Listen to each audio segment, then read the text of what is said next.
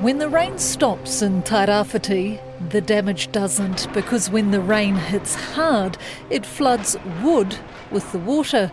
I mean, who could forget the deadly and devastating slash aftermath of cyclones Hale and Gabriel 3 years ago? A Wellington family is mourning the death of a 12-year-old boy who was hit by a large log in the water at a popular Gisborne beach. It's one of many beaches in Tairāwhiti left covered in logs after Cyclone Hale flushed forestry debris down the rivers 2 weeks ago. It was so horrible. If you did this to your neighbour's property, where would you be? We are tired, we are exhausted, it's a continual fight. Slash quickly became a divisive and dirty word on the East Coast. A ministerial inquiry into the problem of forestry debris, or slash, on the East Coast has resulted in damning findings. It describes an environmental disaster unfolding in plain sight. The report blames the forestry sector for losing its social licence and for poor practice in the Tairāwhiti region. It's also critical of the Gisborne District Council for giving into what it calls a permissive regulatory regime. A forestry boss fronted up and said, "I'm sorry." The boss of one of the forestry companies blamed for slash damage in Tairāwhiti has apologised and conceded forestry is now a topic just as divisive in local families as COVID vaccination used to be. Very apologetic, very sorry. We need to put our hand up and say that we need to do something different. So yeah, we do apologise for any harm that we've caused to others. Now, 3 years on, the forestry industry apparently wants to remove its accountability when slash escapes. Stuff has revealed that forestry operators are forecasting social and economic meltdown in the district and want the government to step in and change the legal framework so they can't be held legally accountable for the discharge of slash. Currently, forestry operators can be prosecuted for a discharge, even if they meet all the conditions of their consent or permitted activity. The companies came in and, let's say, I don't like to use the word good faith, but in good faith they went in and where they hadn't complied they took their licks and set about trying to be compliant with the consents they were operating under and contributing to clean-up. But then the bills kept coming and the council came back and said, yeah, well, apart from any liability in terms of complying with consents, there's a broader liability under the RMA because you guys did the logging, you're it. I think that issue's got to be resolved. In the short term, we've got a problem arising from harvesting practices over the last decade. But medium term, we've just got to solve the problem by stopping the discharges, you know? Kia ora, I'm Amanda Gillies, and today on The Detail, when the hills come down, who should be legally responsible and who should pay? As the country marks 3 years since cyclones Hale and Gabriel hit, we look at forestry, slash, and the battle over accountability. And this is where I'm probably a bit tough on the forest industry. I think these large cleft fells, they should have seen it coming. It was pretty foreseeable, actually, that large volumes of sediment and the accompanying slash would be triggered in the next storm.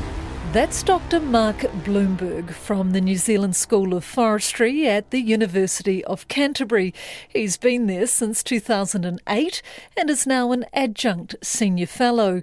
He starts our chat with a quick slash history lesson. I think it's important to remember that the current slash problem has its roots going back probably 150 years. You know, prior to European settlement, a lot of the Tairāwhiti hill country would have been clothed in native forest, and European settlers cleared a lot of that and they wanted to grow grass. Problem is that forests really do a great job of protecting soils and holding them together in terms of erosion compared with short pasture. So generally if you have a tall forest and you chop it down, and whether you sow it down in grass or whatever you do, the erosion rate's likely to increase by a factor of up to 10 compared with what was under the forest. Wow.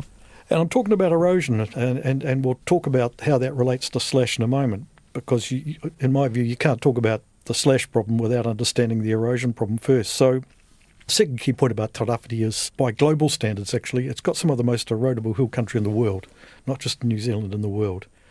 So when these forests were clear-felled, this triggered a catastrophic cycle of erosion and flooding. And this applied to some extent to the Wairoa district to the south too. So, you know, there were famous flood events such as the 1938 Esk Valley floods in Hawke's Bay and the Gisborne floods, 1948, these were catastrophic, and there needed to be a solution. And the obvious thing is, if the problem was created by cutting down forests, let's put forests back. So the first major project was a place called Mangatu, inland from Gisborne. Started around the 1960s, and pretty quickly they worked out that radiata pine plantations were an easy, cheap and highly effective way to stabilise this land, and with some potential for revenue too when harvested. But the prime purpose of these plantings, which were largely undertaken by the State Forest Service, was to protect the land. So from about 1960 to 1990, this proceeded at pace, and about 40,000 hectares of state forests were planted in Tairāwhiti. Then, Mark says, the political winds changed. The Lungi government came in, and one of the big projects they did was divesting state assets, including state forests, selling them to the commercial sector. That's exactly what happened to state forests, including the state forests that have been planted for Gisborne. But the problem, in my view, is that the forests were sold essentially as a commercial going concern, and the original intention that these forests were there to protect the land, somehow that was bypassed. At the same time, and there's always more than one story in this area, 1988 was Cyclone Bowler. The worst hit areas appear to be Poverty Bay, Gisborne and North Hawke's Bay. Residents from Gisborne have been evacuated, while in Waidoor the main bridge has collapsed, cutting the town in two. Many people spent the night camped on their house roofs to escape the floodwaters. Terrifically destructive of hill country in both Tairāwhiti and Wairoa. I remember I was living in Gisborne for that. It was horrific. Yeah, it was. And a lot of the sediment and flooding that came down was landslide erosion on pastoral land. So the idea was, well, the worst of this land also needed to be reforested. But again, with the new climate, political climate, the solution was not a state-run replanting effort. There was an East Coast forestry project that subsidised commercial forest planting on these lands, and that probably did another 40,000 odd hectares to date. So what we've had is some of this highly erodible land, and the solution, the cost-effective solution, was seen as to get into commercial forestry. Final point is that a lot of this planting was done on a big scale. I mean, this was a massive project. It had to be done in a hurry. Literally thousands of hectares would be planted in one area at one time. The basic problem, though, is that these commercial forests, which did such a terrific job initially, but they were never designed to be forests that would cover the ground forever. By design, a commercial plantation forest is there to be harvested, in the case of radiata, by about age 28. And come the time when these trees got to that sort of age, the commercial owners who had bought them as an investment looked to clear fell, and because large swathes of these forests were mature at one time, they were harvested in large swathes. Therein lies the problem, because by cutting down the forests and harvesting the wood and creating livelihoods, the land was once again exposed. It wasn't protected by the forest, and the likelihood or the potential for erosion went up by a factor of about 10. And it did. From about 2016 onwards, there's been a series of very heavy rainfall events across Tairāwhiti. Well, more heartbreak and more cleaning up in Tairāwhiti, Gisborne, after heavy rain overnight overwhelmed parts of the stormwater system. 1 hour of intense rain forced 15 households in Gisborne to evacuate last night. The region has been hit by heavy rain for the second time in a week, but this time the effects were more widespread. And the Met Service has issued a heavy rain warning for Gisborne tonight, which could cause streams and rivers to rise rapidly. And with the heavy rain, and the land, this highly erodible land, not being protected because the forests have been cut down, it's been the driver for these massive catastrophic erosion events. Now, the side message is that while people focus on slash, it's actually a byproduct of the landsliding on clear-felled land. Because my question to you, one of them was going to be, is this slash problem in Gisborne a natural disaster issue or a man-made one? But it sounds like it's a combo. Nice, yep.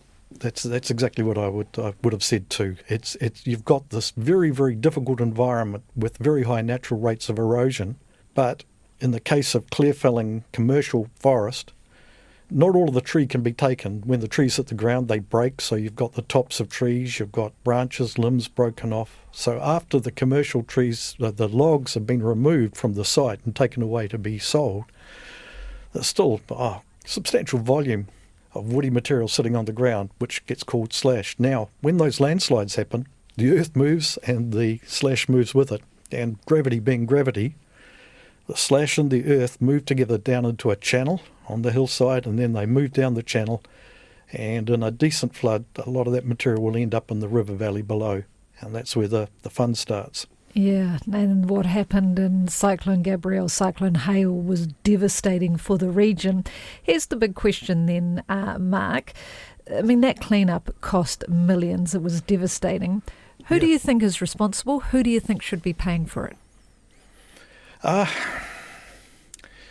it's probably not a matter of what I think, but I'll tell you what I understand the law says, and by the law I mean the Resource Management Act. Yep. There's a provision in the Resource Management Act, as explained to me by people who are much wiser in these things than me, is that if you get a consent, and all this harvesting that these companies did was actually in one sense perfectly legal. They went and got consents from council, and the Gisborne District Council actually did agree to these very large-scale clear felling, coops we call them.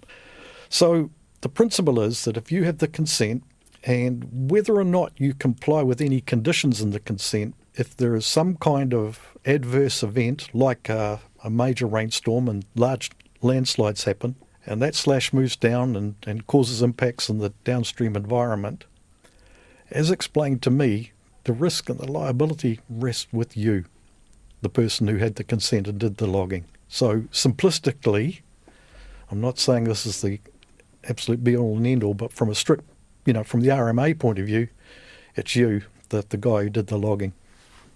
So it's interesting now because the forestry industry is now urging the government to remove legal accountability for slash, and sort of that's effectively, I guess, asking to be exempt from the cleanup liability. Yeah. What's your take on that? I'm conflicted. I can see it from a number of points of view. I think the problem is that however they're portrayed, there's actually some pretty well-meaning people in the forest industry, and I think what might have happened is that they went in with the view that they understood that they were accountable for any breaches of their consent conditions. That was fair enough. But what they couldn't understand was why they were liable for the consequence of the clear felling, which was consented.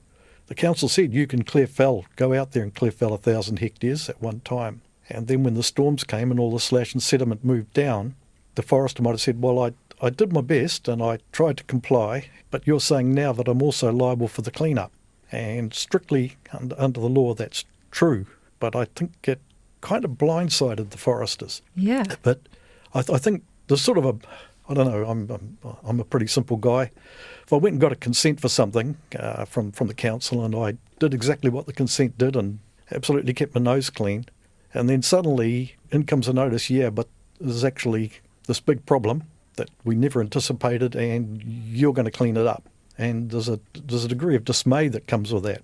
But on the other hand, and this is where I'm probably a bit tough on the forest industry, I think these large clear fells, they should have seen it coming. The consequences of clear felling, 500 to 1,000 or 2,000 hectares of this land, which is some of the most erodible land in the world, it was pretty foreseeable, actually, that large volumes of sediment and the accompanying slash would be triggered in the next storm. And as Judge Dwyer said, who was the judge who ruled on the first sort of 5 cases in the Uawa catchment, some of the companies said, well, these storms they're out of the box. We didn't really expect them. And he heard expert evidence, and in the end he just said, nah, look, in that part of the world, you should expect these storms and you should prepare accordingly. And in the sense that you went ahead and did these large clear fells, consented or not, you laid yourself open for this very large, what he called residual risk. What I found interesting, I went up to and covered the storms after they happened 3 years ago. The slash that was left, why wasn't that removed when they did the clear felling? 2 or 3 reasons. One is the forests are commercial forests. That's part of the point. If you remove slash from a hillside, that takes time and money, and the slash, unfortunately in Gisborne, has no market value. There are parts of New Zealand, like here in Canterbury, companies are able to salvage a fair amount of the slash and actually send it down to a biomass company that burns the wood and uses it to create heat. which is a real win-win. But there weren't, and to my knowledge, there still aren't those opportunities, right, in Tairāwhiti. So the wood stays on the ground because it's just not of any commercial value. Number two, in some cases, the wood's ended up, it's being trees, if they've ended up in the actual channels, these are pretty tight situations. Anybody who's done any harvesting in this sort of situation will know that that's a place which is actually quite dangerous and difficult to extract wood. So in some cases it wasn't done just because it was seen as difficult and dangerous to the workers. If the government doesn't remove legal accountability for slash, how damaging is this going to be to our forestry industry? Because the industry does put roofs over heads and does put food on tables for a lot of families, and especially at a really tough time at the moment.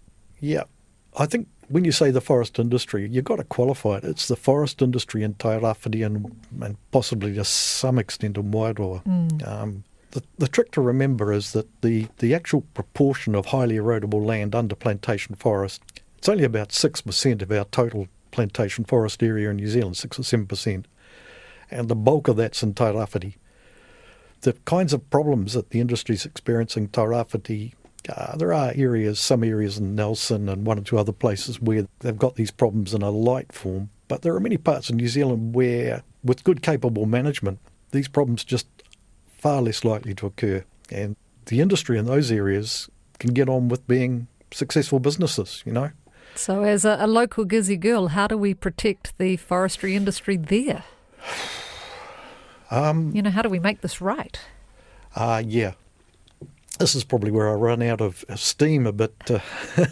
But Mark went on to say it costs big bucks to plant trees, both native and pine, to ensure long-term resilient cover in the area. Because that's what they really need, is forests that are going to stay there and perpetuate themselves. Just to circle back round, the radiata did a great job, but it had the huge drawback that every 28 years you're going to chop it down. And until you can get your new forest back up and growing, you're back at square one in terms of the erosion susceptibility. So it's going to cost a lot of money, whatever happens. Look, I will say one thing. I think the forest industry, like I say, they sort of made their own bed when they opted to go down the path of these very large cleft fells. I just think it was incredibly unwise. When they had the ministerial inquiry into land use that was convened after Gabrielle, one of the key recommendations it said immediate stop to large-scale cleft felling in Gisborne and Wairoa, Tairāwhiti and Wairoa. And that recommendation's kind of been fudged. Got to be blunt, I don't think the council, Gisborne Council, seemed to have really picked it up. The industry sort of shuffled their feet and said, yeah.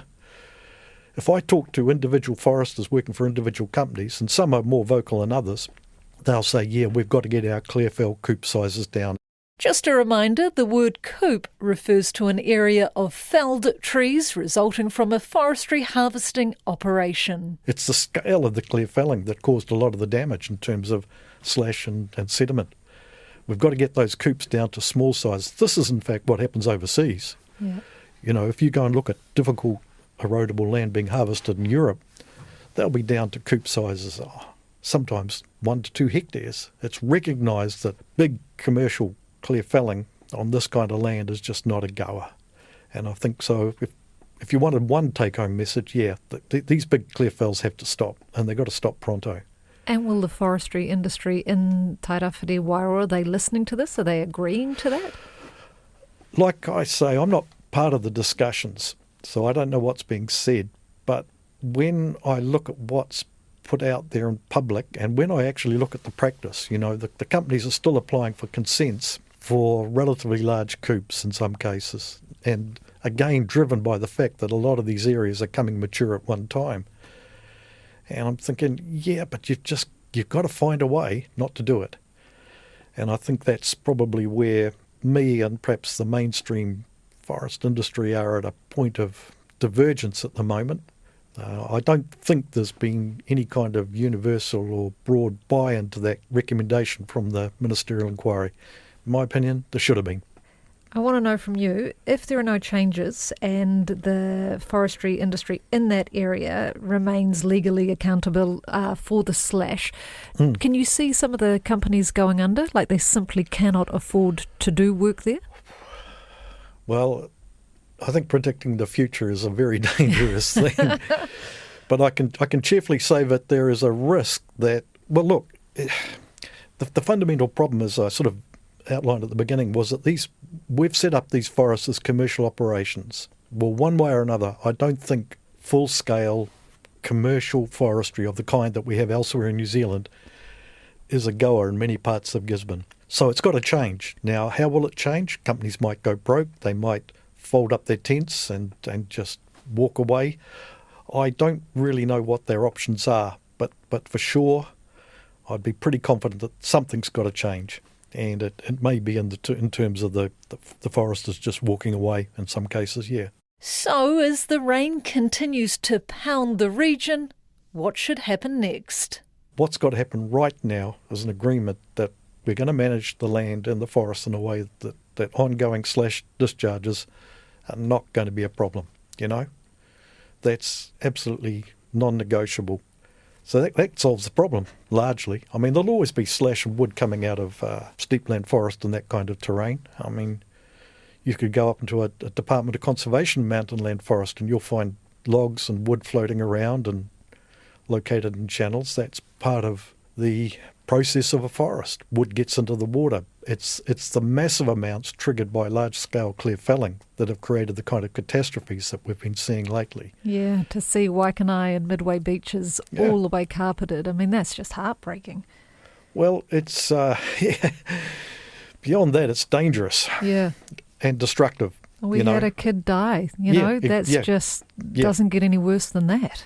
No, it doesn't. Once you get to human life, that's it, isn't it? So look, from the community's point of view and from the industry's point of view, things have to change, and they have to change pretty blooming quick. And if we get it right, then maybe there won't be people arguing about who's going to pay for the slash cleanup, because there will be slash discharges any time you've got a forest, but if they're on a minor scale, they can be managed, you know, within the existing resources of companies and communities. But we've just got to get those discharges down to a scale where they are manageable. Because if there is no real long-term changes or any changes, what is the long-term sort of fallout economically and environmentally? Chances are it won't be good. You know, just how it pans out, I don't care to predict. But unless we grasp the nettle and sort this one out, any of the outcomes will not be good. I'd be pretty confident there. That's it for today. The Detail is a newsroom production supported by RNZ and New Zealand On Air. Thank you to Dr. Mark Bloomberg. This episode was produced by Alexia Russell and engineered by Jeremy Ansell. I'm Amanda Gillies. Mā te wā.